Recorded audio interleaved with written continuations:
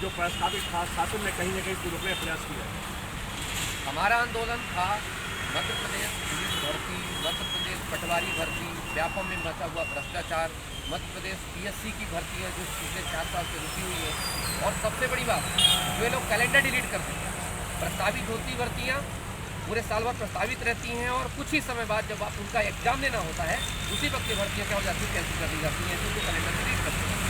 तो हमारा आज आंदोलन था, हम लोग लगातार पूरा प्रयास कर रहे हैं। राष्ट्रीय शिक्षित युवा संघ जो 21 सितंबर से लगातार धरना कर रहा था, शांतिपूर्वक बैठा हुआ था दीनदयाल पार्क इंदौर में, वो बैठे 2 अक्टूबर तक। 2 अक्टूबर को पैदल मार्च चले, 2 अक्टूबर से लगभग 200 किलोमीटर चलने के बाद आज भौरी तक पहुँचे हैं। भौरी पर हम लोग को रोका गया है, भौरी पर हम लोग कभी पहुँचने ही वाले हैं यहाँ पर, क्योंकि हमारा प्लान था शाहजहानी पार्क में। शाहजहानी पार्क अपना चल के हम ज्ञापन देते, लेकिन सरकार इतनी निकम्मी है, सरकार के इतना नकारापन देखिए कि बच्चे जो पैदल चल करके, पैदल मार्च करके आए हैं इंदौर से, उनको रोक लिया। उनका ज्ञापन तक सीएम आवास में नहीं पहुंचाने के लिए रोकने की बात है। ये बताइए सीएम अगर इन बच्चों को मिले में कितने मिले? और मध्य प्रदेश में जो भर्तियां हैं, मैं आपको बता दूं स्थिति कुछ इस प्रकार है कि 3 लाख से ज़्यादा पद खाली हैं और अभी तक पिछले 4 साल में 2018 के बाद से कोई भर्ती नहीं हुई है।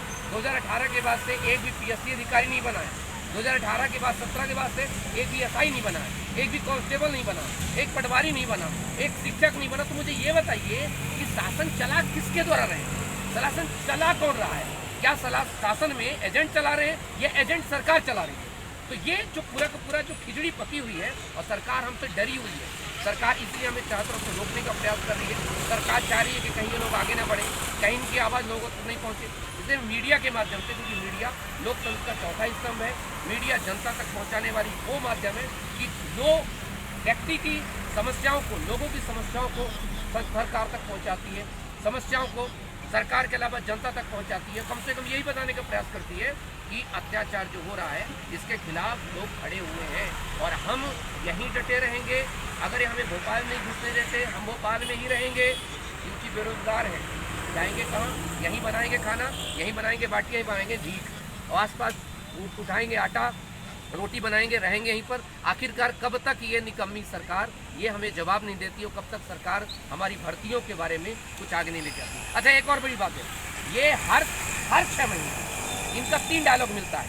1 लाख भर्तियों का ऊहा-पूह मचा हुआ है और इनको ये जो ऊहा-पूह ऐसा मचा हुआ है, इनके जब भी किसी चैनल में उठा के देखिए, जब भी किसी कार्यक्रम देखिए, सीएम साहब एक ही चीज़ कहते हैं, 1 लाख भर्तियाँ इस साल करने वाले।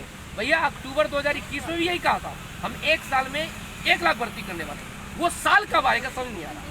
और ये सबसे बड़ी बात इसलिए है क्योंकि ये कुछ इस प्रकार की सरकार है, क्योंकि अभी 8 महीने के बाद से आचार संहिता लग जाती है। तो ये ऐसा है कि एक ऐसा बैंक जो है दिवालिया और चेक बांट रहा हो, दिवालिया बैंक चेक बांट रहा, तो सरकार इस समय क्या है, खुद दिवालिया है। क्योंकि 8 महीने बाद जब लग जाएगा आचार संहिता, आप 1000 भर्ती करवा नहीं पा रहे हो और आप कैसे कह सकते हो कि हम 1 लाख भर्ती करवाएंगे? ना आपकी दशा है, ना आपकी दिशा है, ना कैलेंडर है, ना व्यवस्था है, तो आप कैसे करवाएंगे?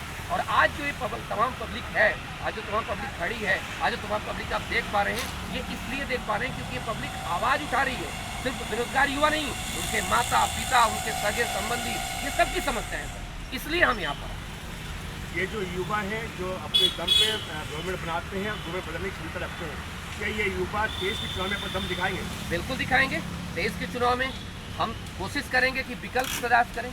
हम बीजेपी कांग्रेस से त्रस्त आ चुके, कोई तीसरा विकल्प दें, और कोई विकल्प नहीं तो फिर निर्दलीय विकल्प दें। और तय है ना, जो सरकार रोजगार दे न सके वो सरकार निकम्मी है, और जो सरकार निकम्मी है वो सरकार बदलनी है। अरे कम से कम कुछ नहीं करेंगे, निर्दलीय खड़े होकर के वोट तो काटेंगे इनका, पर इनसे लड़ेंगे हम और हर हाल में लड़ेंगे। गांव-गांव तक जाएंगे, तहसील तक जाएंगे और प्रचार करेंगे। ऐसे भ्रष्टाचारियों को, ऐसे असंवेदनशील सरकारों को मत बना दीजिए जो अपने दम में है, अपने घमंड में चू रहे हैं। जो युवा बेरोजगार हैं उनको क्या मैसेज दे रहे हैं आप संदेश?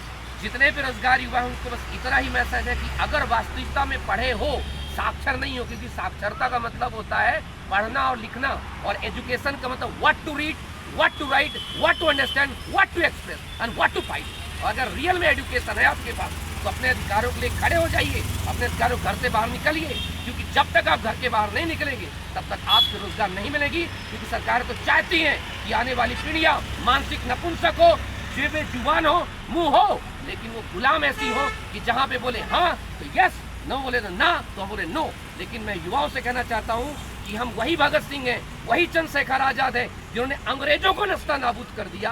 तो हो सकता है इनका समूल नष्ट करने का, भ्रष्टाचारियों का, ऐसे आदम्भों का, ऐसे घमंडियों को खत्म कर करके इनकी साम्राज्यों को मिटाने का एक ही प्रयास है कि लोकतंत्र में आपका वोट बहुत बड़ी बात होती है। वही सरकार को बदल सकती है, वही सरकारों का किस प्रकार से ईमान को चूर कर सकती है। तो घर से बाहर निकलिए, एक साथ मिलकर के लड़ेंगे। इंकलाब जिंदाबाद।